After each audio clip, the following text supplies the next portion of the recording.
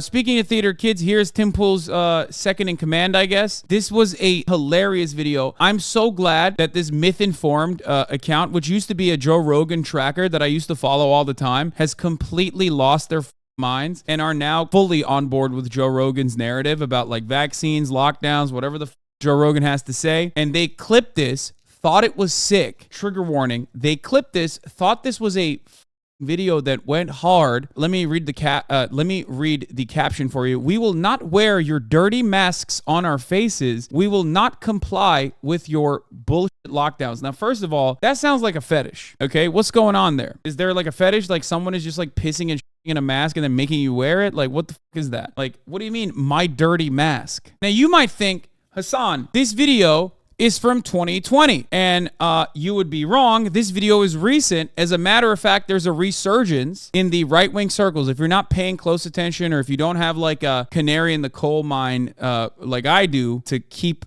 up with all of the latest mania in right-wing circuits, you're probably unfamiliar. The right is back on this mask shit. Apparently, they believe that lockdowns are coming again. They believe that the second lockdown is coming, that they believe that, you know, there's more New World Order shit happening. So that's what they're running with right now. Let's take a look. That is the recipe to destroy your country, is to shut it down. Don't do that again. And don't make people put fucking dirty masks on. Nice. I'm sick of it, man. I'm fucking sick of it. I will not do it again.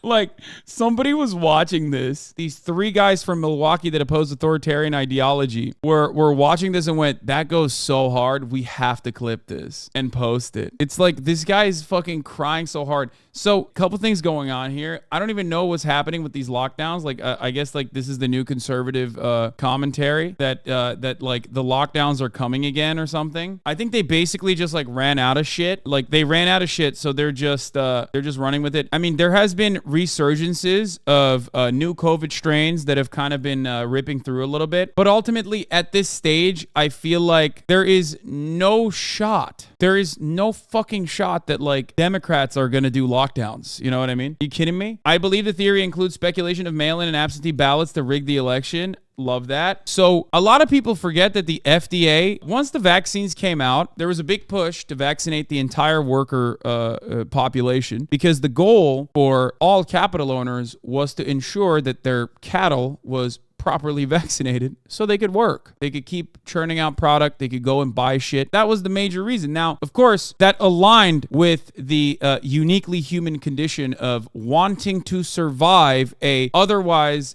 deadly pandemic. You know what I mean? Like it definitely coincided in that way, which really broke a lot of people's brains for some reason. Like I always understood why, you know, people were pushing for the vaccination campaigns, the mass inoculation campaigns. It was obviously the goal for capital owners were to get back to work, make sure everybody gets back to work. But for some weird reason, these guys didn't understand that that was the point, or rather looked at that and thought, yeah, I'm not doing that like a child. I'm not doing that no matter what you tell me. But now that mass inoculation campaigns have occurred and people have gotten COVID and survived. A lot of people have long COVID and are still facing the consequences of that sort of thing. At this stage, unless there is like a incredibly damaging second wave that is like, you know, this new strain that is just wiping out people, okay, there will probably not be another lockdown, because at this point, like, we tried it, we did it, we failed. People complained a lot about it. It actually hurt the bottom line of corporations, especially in the beginning. There's no way they're going back to that. But yeah, for those of you saying like this is not the new meta, I will not comply. Will you? No masks, no shots, no bugs, no groomers near our children, no mandates, no funding proxy war with billions of our tax dollars. That's just for starters, says Aaron Elizabeth Health Nut News. Happening now in Los Angeles, California. Parents have taken to the streets and are now headed to the LAUSD headquarters. Parents say they are done with Newsom and LA city officials undermining parental rights.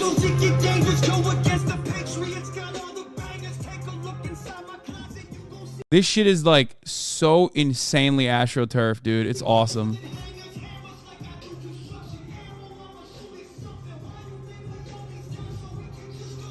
This is like every issue. Listen to the detransitioners. Parents are the trusted adults. Leave our kids alone. No more lockdowns. Like, it's a smorgasbord of like different kinds of conservative mental illness and display. And the major reason why this is happening is because the main goal has always been school choice, eviscerating public schools, making it so that, there is no public schooling in this country, and destroying teachers' unions and the like. It's good, though, because this is a battle that they have fought before, so they're comfortable fighting it. That's why they're doing it again. Anyway, let's take a look. She saw one video of someone complaining about getting COVID and got incredibly triggered. I just watched a video from one of the people I follow, okay? And they're with their little C test. Okay, because they're not feeling good. They got the sniffles and they're weak, and they're just not feeling good. So we got the little test, and they're telling people, oh my God, I wish I would have gotten the 15 more times. And if I would have done that, I wouldn't be feeling like shit.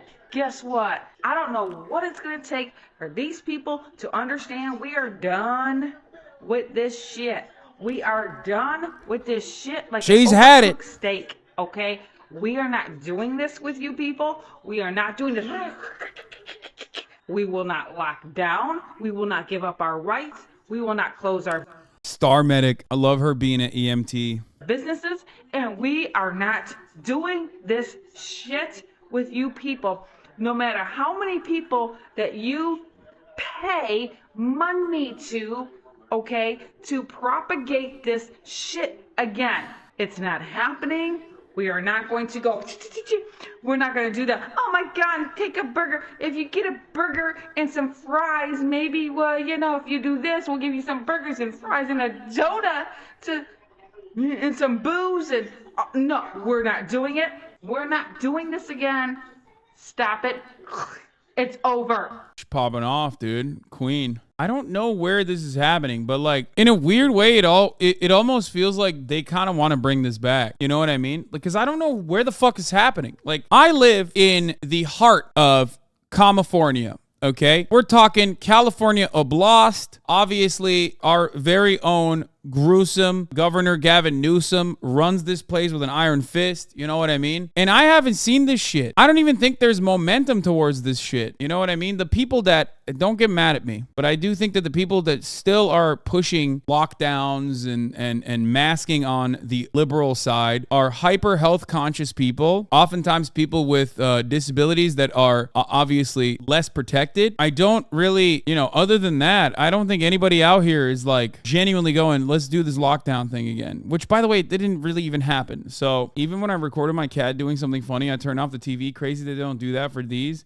They can't stop the steady flow of this information coming from the TV. They might miss out on a moment of Fox and 5. You know what I mean? In New York State, some areas, COVID is coming back very small. Local hospitals are requiring masks, and that's what it got started. I mean, that makes sense. If you're in a fucking hospital, especially when there's a COVID spike, yeah, I get why people would push that. It's a fucking hospital, dog. What do you mean? That's pretty much the only place where I still currently wear a mask. Anyway, let's see this. I'm just going to say this. I heard this morning on another podcast that this variant obviously is already sweeping the UK. They're considering having all their citizens in the UK mask up again. Guys, I am begging you, if you stood down in 2020, please stand up in 2023 when this hits our shores. Because if you think you lost freedom last time, it ain't going to be nothing compared to what they're going to do this time. And if we overwhelm these idiots and let them know that we will not do this, and those of us that stood last time don't have to stand alone, then we can beat this. We can actually beat them at their game this time. So please don't be a coward this time. Don't mask your kids up. Don't go and not go to the grocery store without your mask on. Don't send your kids to school with masks on. Don't stop hugging each other. Don't stop going to church. And if your pastor shuts his doors, find a new church. If your pastor finds a way. Dude, she's like fantasizing about lockdowns. Like, there's no difference that, I'm sorry, controversial take. Lockdowns were kind of cool for a lot of like agoraphobic people. They kind of loved it. And I think there is like like a very real part of some NEETs that want to go back to that because the rest of the world lived in the exact same way that they were living. And I think these people are doing the exact same thing on the other side. They love the constant battle, like this oppressive authoritarian government was somehow coming after them. And it's also very low stakes because it wasn't real, right? So they love the engagement that they got out of it. They love the social cohesion that they got out of it. In a very weird way, this is the inverse of what NEETs fantasize about with the lockdowns of like, oh, it was kind of cozy, you know? There is a sense of unity and bond that they got from fighting this like monstrous oppressive government that was pushing for this incredibly authoritarian mandate, right? And they loved it, so they're trying to desperately bring that vibe back. You know what I mean? I feel like that is what they're doing. They just want to go back to that battle that they fought. And it's especially important because it's not a real battle, right? Like, obviously, if there were real stakes, notice how they're not doing it for January 6th. Notice how they're not doing it for, Trump's court proceedings. That's because that did become a real battle with real stakes. People got fucking arrested. People went to jail. Thousands of people got legal scrutiny due to their actions that were, of course, illegal. But this one is low stakes. Cops, maybe you fucking bully them, pester them a little bit, and then cops ultimately just like let you go. Low stakes battles that they're fighting that they greatly overemphasize is the worst thing that's ever happening to them is a very fun little engagement that they can, they're LARPing. They're bored, upper middle class suburbanites LARPing as though they are fighting against an oppressive authoritarian regime. And the reason why they're doing this role play rather than doing the other thing of acting out an insurrection or getting together and like legitimately trying to do a Charlottesville or acting out an insurrection at like the courthouse where they're detaining Donald Trump or whatever. The reason why they're not doing that is because they know when they do that, there is actual consequences. When they do this, there is none. It's the same principle behind like, I'm doing my part. I'm doing slacktivism by going and watching a movie in the movie theater and the AC is actually off because there's some massive conspiracy that is stopping me from watching a fucking movie. Ultimately, you're not doing activism. You're watching a movie, dumbass. But it feels good. There's a shared purpose. We're all fighting against, child sex traffickers by watching a movie. Wow, that's great. Sounds great. Conservatives love slacktivism. They love low-stake slacktivism. To agree with the narrative, find a new church this time. Guys, we are living in the end, and they are trying so hard to tear down our country from within. And they're doing it, and they're going to continue doing it. And the only way for us to push it back is to stand up. There are far more of us than there are. Not just conservatives, I'm lazy as fuck. I mean, there was, the other side of this was real activism that happened in the streets during the Black Lives Matter protest that sparked up during 2020. And when there is real activism, what happens? One, you don't get anything from the government. The government does not cave to any of your demands, no matter how reasonable they are. And two, you go to fucking jail. So the other side of this is also real activism against a brutal authoritarian police state and its unjustifiable, inhumane, cruel practices and its disproportionate targeting of black people, for example, in black neighborhoods. And a lot of people participated in that and nothing came of it. So now they're completely checked out. They're completely fucking checked out of that because they saw the way that Democrats also failed to make any concessions with the protesters and instead made compromises to the police ahead of time. Compromises that they couldn't even get passed, by the way. So, remember that when we talk about the low stakes slacktivism that these guys engage in. But they are going to work exceptionally hard, and I guarantee you, if they start pushing this in our country, it will be far worse than it was last time. Far worse than it was last time. They want 15-minute cities.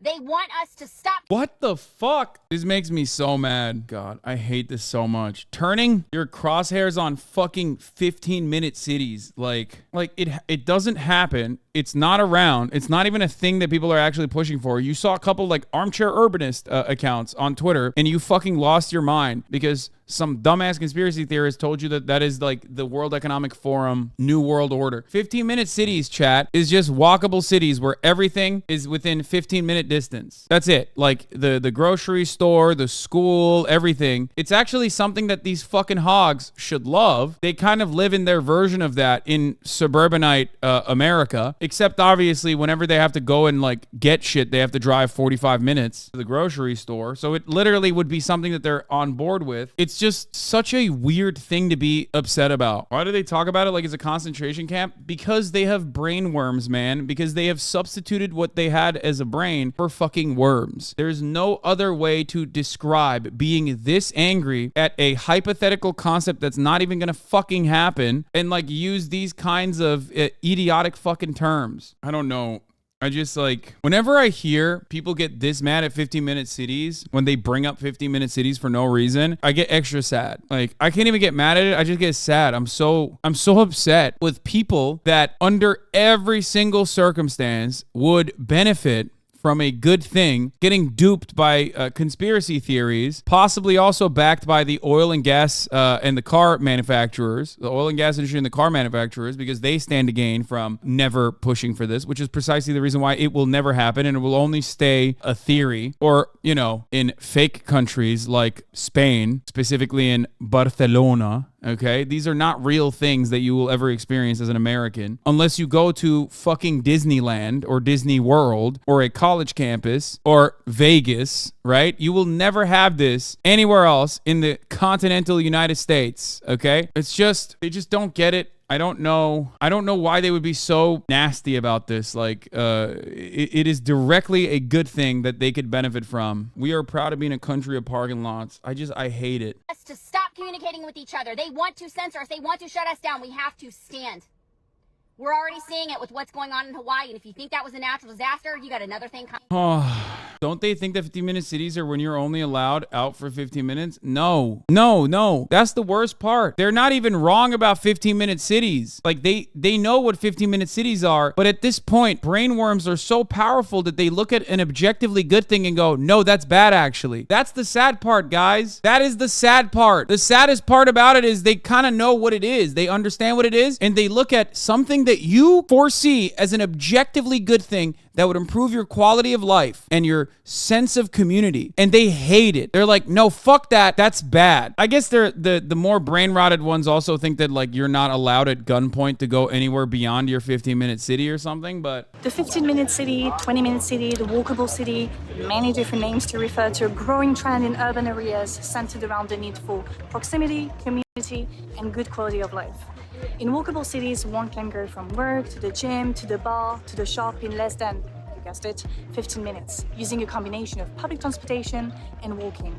16 cities in the world have committed to implement this idea, and I'm currently in one of them, Paris. The mayor, Anne Hidalgo, has invested in making the city more bike-friendly. Parking spots are progressively turned into green areas, playgrounds, neighborhood meetup points, or bike parking spots. there was some propaganda a while that said 15-minute cities ban cars and you can only go to stuff in your segment. Yeah, you can only go to your stuff in your segment is bullshit, but banning cars, or at least making it hard to use a fucking car, is understandable because the alternative is what they are offering. Yes, you would not need a car. Here's an example. Most people that live in New York City, in Manhattan proper, do not have cars. Do you want to know why?